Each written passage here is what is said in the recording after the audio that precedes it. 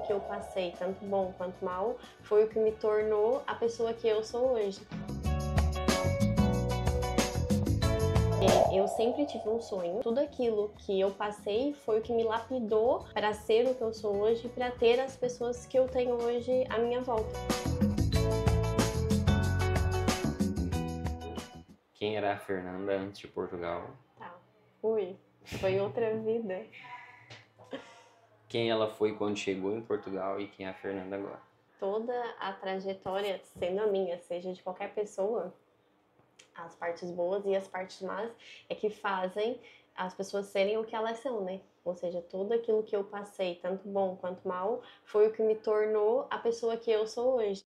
Porque eu sempre tive um sonho de viver fora do Brasil. Não é porque a minha vida era ruim, não, muito pelo contrário, a minha vida era legal, era uma vida bem tranquila, bem pacata, eu tinha um trabalho legal, só que eu queria conhecer outros horizontes. Só que ao longo dessa trajetória, nem tudo foi legal, nem tudo foi flores, mas na verdade tudo aquilo que eu passei foi o que me lapidou para ser o que eu sou hoje, para ter as pessoas que eu tenho hoje à minha volta. E hoje de manhã eu tava vindo pra aqui e peguei o Uber e até tava te falando que foi uma senhora bem legal, assim, ela tava me contando a história dela. A história dela tinha muito a ver com a minha. Então eu acho que quando a gente tá seguindo o caminho, tipo, certo, tudo começa a se alinhar, tipo, todo o ecossistema começa a se alinhar ao nosso redor, né? Ou seja, aquela pessoa tinha uma história parecida com a minha, a gente teve uma conversa bem legal e ela me trouxe até aqui hoje. E eu acho que quando eu não tava nessa, sei lá, vibrando essa energia, tudo tava, parece, em guerra, em conflito, e tudo dava, tipo, meio que errado, porque eu não tava no caminho certo.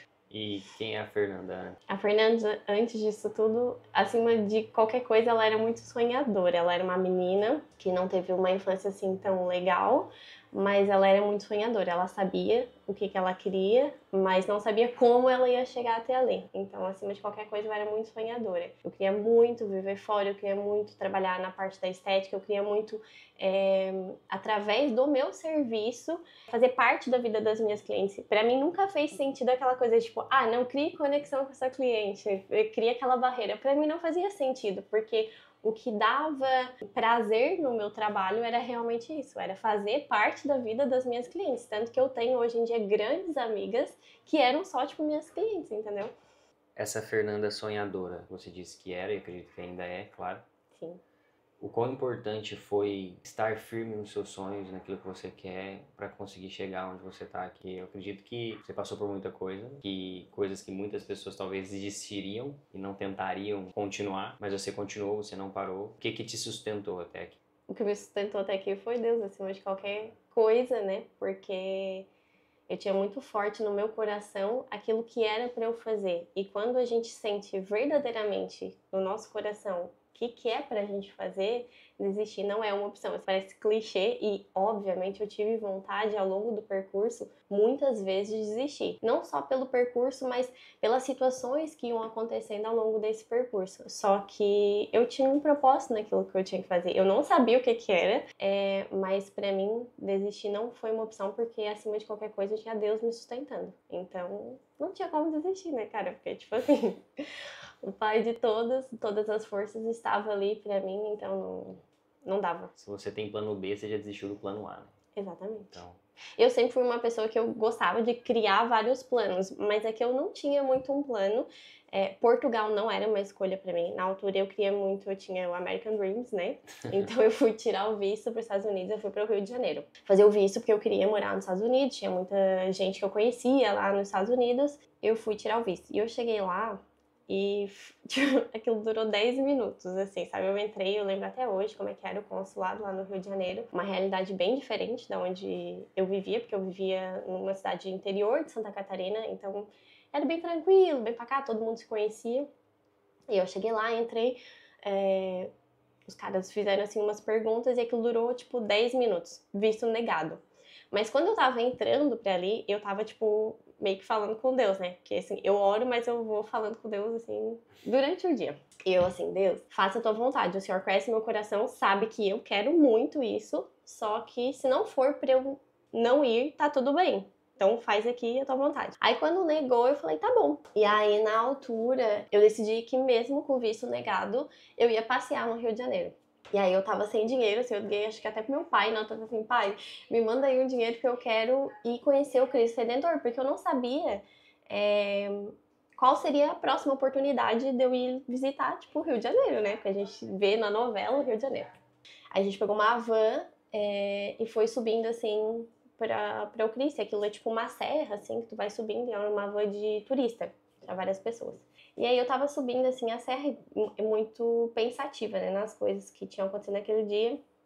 E aí eu olhei, assim, pra minha esquerda e eu vi, tipo, a favela.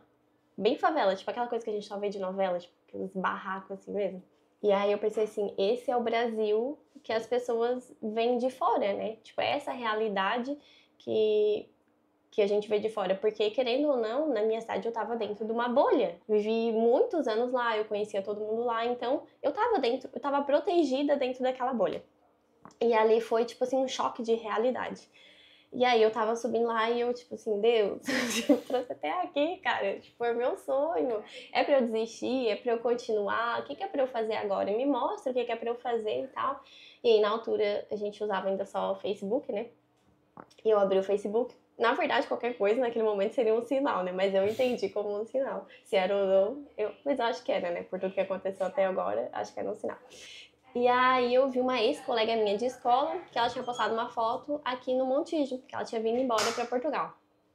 E assim, ó, eu mandei mensagem pra ela, tipo, na hora, tinha acabado de negar meu visto, e assim, oi, como é que é ir em Portugal? E ela já me respondeu e tal, e a gente já trocou umas mensagens, e eu decidi sozinha que eu iria vir pra Portugal. Na altura eu já tinha a minha Isa, a Isa tava prestes a fazer 5 anos, e eu decidi que eu vim embora sozinha, assim, tipo, do nada, pra Portugal. Eu nunca tinha pesquisado nada em Portugal. E eu lembro de conversar com meu pai, e o meu pai falar assim, Fernanda, lá em Portugal não tem nem supermercado. Não, eu acho que tem supermercado. E pronto, aí eu subi, fiz o passeio e tal, fiquei com aquilo fortemente no meu coração. E assim foi, vim embora pra Portugal. Na altura, com uma promessa de algo que não era real. Não era mesmo nada real. E aí eu cheguei aqui. No Brasil, eu morava, aqui em Portugal a gente fala vivenda, né? Lá a gente fala casa.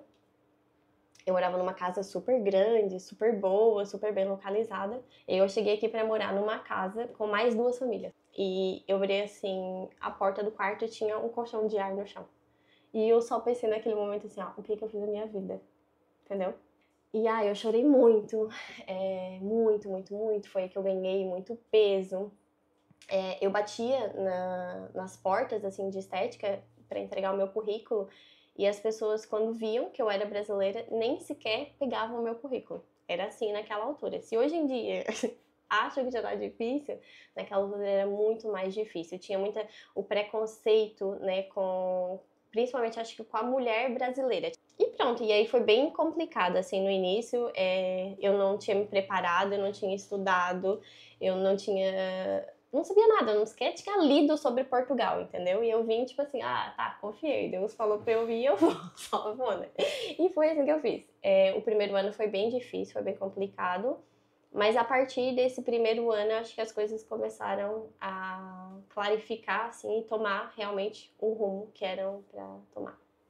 Qual foi o momento que você entendeu que foi a decisão certa vir pra cá? Na verdade, eu acho que não existiu um momento exato, sabe? Porque as pessoas têm aquela ideia de uma ilusão quando a gente tem aquele momento, esse momento foi o que marcou na minha vida, foi uma virada de chave. Não, acho que não foi um momento, foi um conjunto de vários momentos que me fizeram chegar à conclusão de que aqui era o meu lugar.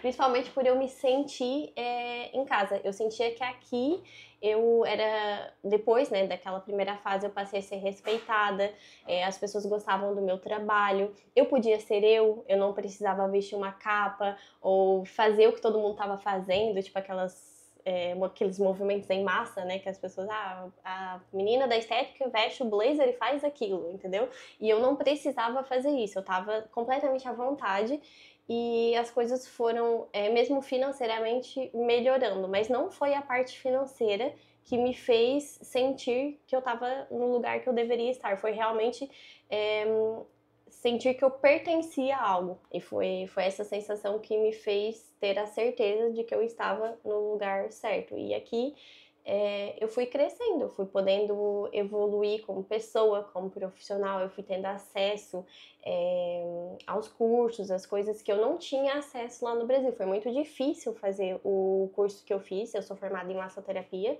mas na altura a Isa já era nascida, e aí eu fui fazer esse curso, aí eu até te contei isso outro dia, que eu parcelava as parcelas do curso, né? Porque era muito difícil, eu tinha que trabalhar, eu tinha que cuidar da bebê, e estudar, tipo, depois à noite. Então era bem difícil. E aqui eu fui podendo ter esse acesso a essas formações, aos aparelhos, a pessoas, entende? E aí foi melhorando as coisas e eu fui sentindo gradualmente que aqui realmente era o meu lugar. E como que foi esse processo? Não agora, porque agora eu sei que você pensa e age de uma forma diferente. Agora eu penso, né? Antes eu só agia. Mas como que foi o processo de conciliar toda a construção da clínica? Antes você tinha uma sociedade, agora não mais. Conciliar tudo isso com ser mãe, ser dona de casa, ser tudo isso. Como que foi esse processo? Eu até posso dizer que isso ainda é uma grande dor para mim, porque no início da vida da minha primeira filha, que é a Isa, que hoje tem 14 anos, eu não pude estar muito presente com ela. E não é que eu me arrependo disso, talvez eu tentaria fazer de uma forma mais equilibrada, mas na altura eu estava em modo sobrevivência, ou eu trabalhava ou eu não tinha o que comer. E eu estava num país novo, estava aprendendo tudo novo, então eu tive que me dedicar, sei lá, 110% para o meu trabalho. Eu não tinha hora de almoço, eu trabalhava, sei lá, 13, 14 horas por dia, a agenda tinha que ser lotada, os procedimentos tinham que ter um custo mais barato para que as pessoas pudessem conhecer o meu trabalho. Então não foi assim tudo bonito, não foi tudo bem estruturado, foi bem difícil, foi bem complicado. Eu não tinha vida praticamente. A minha vida era o meu trabalho. Tanto que eu trabalhei o primeiro ano da clínica, que chamava na altura Art Corpus, porque a minha antiga sócia, ela trabalhava com tipo, coisas de costura e artesanato era a palavra que tava faltando. E eu trabalhava com corpo, então a gente juntou, tipo, arte, corpus. E surgiu esse nome, porque eu gosto muito desse nome até. Só não mantive o nome porque eu achei que não fazia sentido, porque era algo que fazia sentido em conjunto com ela, deixou de fazer sentido e aí cada uma seguiu a sua vida. Mas na altura eu me dediquei 110%, então eu não tinha vida, eu não conseguia conciliar casa e trabalho, e é por isso que eu sou muito chata hoje em dia, tipo, até com as pessoas que trabalham comigo. Não, olha, qual é o seu dia de folga? Hoje é o seu dia de estar com a família, vamos ter aqui o horário de almoço. Eu sei que às vezes a gente própria faz com que isso não seja possível, mas eu deixo as pessoas muito à vontade, tipo assim, isso tá funcionando pra você? Você tá conseguindo ficar com seu filho? Você tá conseguindo ficar com seu marido? Olha, esse feriado, vamos tirar esse feriado. Até eu e a Giovana, a gente estava fazendo isso já planejando para o ano que vem, porque como a gente migrou esse ano de agenda, houve aqui alguns conflitos com feriados e tudo mais, porque eu não quero que as pessoas tenham que passar pelo que eu passei. Pelo menos as pessoas que eu puder fazer não passar pelo que eu passei, eu vou tentar minimizar os impactos desse processo, porque tem que passar pelo processo, mas talvez de uma forma mais tranquila. Então, na altura, eu não consegui conciliar. Foi uma dor muito grande, mas foi necessário, porque foi modo sobrevivência ativado. E o quão importante foi, primeiro, você reconhecer que isso foi, de certa forma, um erro, mas um erro quase impossível de ser evitado. E não fazer de novo, agora com a sua segunda filha e nessa fase que você está vivendo. Pra mim, no início eu fiquei em negação, assim, um pouquinho, né? Porque eu gosto muito daquilo que eu faço e eu acho que quando a gente gosta muito daquilo que a gente faz, às vezes é até um pouquinho complicado se desligar, né? Porque tem pessoas que dizem, tem que existir meio que o teu personagem de trabalho e o teu personagem de vida pessoal. Eu não sou apologista disso, porque eu não consigo. Eu sou eu sempre. Se calhar eu vou estar com uma roupa de reunião no meu dia normal, porque é como eu me sinto confortável. Então, no início, eu tava em negação com esse processo, porque eu ia ter que diminuir. Era impossível não diminuir, né? Tendo uma gravidez, não tendo família aqui, não tendo uma rede muito grande de apoio, era impossível. Então, no início, eu entrei em muita negação, mas a minha segunda filha chama Sofia. Sofia significa sabedoria. E eu acho que é exatamente isso que ela trouxe pra minha vida. Ela trouxe, ela veio quebrar, tipo, tudo o resto de coisa que tinha pra ser quebrada aqui dentro. As pessoas costumam dizer que a mulher, ela é salva pela maternidade, e é verdade, porque ela veio me mostrar o que era prioridade na minha vida, quem eram as pessoas que deveriam continuar na minha vida, quem não deveria continuar na minha vida. E hoje em dia eu priorizo muito mais o meu tempo de família. E era isso que eu estava conversando com a senhora do Uber hoje de manhã. Ela estava me contando que ela era técnica de contabilidade e depois trabalhou no hospital e depois saiu e tal. E que hoje em dia ela escolhe fazer Uber só de manhã, porque ela tem a meta dela de financeira, né, de faturação. E à tarde ela quer estar com os filhos. E a verdade é essa, em casa ninguém substitui a gente. Então foi assim, sei lá, a parte mais essencial foi eu ter encontrado esse equilíbrio. E esse equilíbrio só veio bem recente, mesmo agora, com o nascimento da Sofia. Nem foi durante a gravidez, porque durante a gravidez eu acho que ainda tentei manter aquele ritmo louco, né, de trabalho, de tudo, mesmo não estando ativamente nos atendimentos, toda a outra parte de trás, que é o trabalho invisível que ninguém vê, sou eu que faço. Então a Sofia veio me mostrar realmente que só existe equilíbrio quando todas essas partes estão equilibradas. Então tem que existir um momento para tudo. Tem que existir um momento para o trabalho, tem que existir um momento para mim, tem que existir um momento para ela. Um momento para mim eu ainda tô tentando, né? Porque é normal, ela ainda é muito pequena, ainda mama, ainda demanda muito de mim. Mas só funciona quando todos os pilares estão bem alinhados. Foi isso que eu vim aprender agora na minha segunda gestação, com a minha segunda filha. É o que eu sou hoje. Eu sou Fernanda trabalhadora, mas eu também sou Fernanda mãe. E também gosto de ser a mãe que às 3 horas da tarde está fazendo o bolinho e tá tudo bem.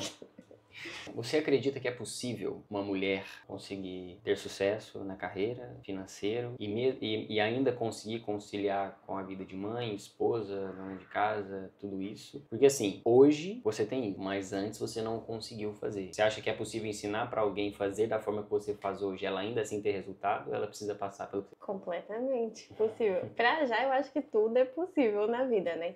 Mas é aquilo que eu te falei. Hoje em dia, eu trabalho para que as pessoas não tenham que passar tanto pela dor do processo. Não significa que ela não vai passar pelo processo dela, porque cada pessoa tem o seu processo, mas foi pensando nisso que eu estruturei todo o meu negócio. Eu criei os processos internos de clínica, porque o que eu sentia? Que não era claro, as situações iam acontecendo e dizia, mas por que você não fez assim? Por que não fez assado? Porque não existiam esses processos, as coisas não estavam bem estruturadas e a culpa era minha, a culpa não era das pessoas que trabalhavam comigo, mas sim de uma liderança fraca que existia naquela altura.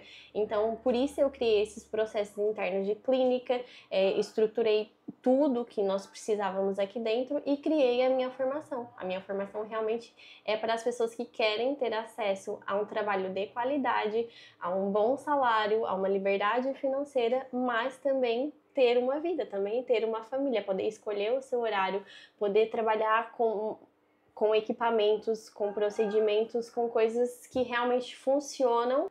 O meu curso foi pensado em todos os pilares que são essenciais para uma depilação a laser, né? Hoje em dia é o curso que eu estou iniciando, posso dizer assim. Já formei não oficialmente muitas pessoas nesse curso. Eu testei ele de todas as formas possíveis, por isso eu sei do conteúdo tão rico que ele tem.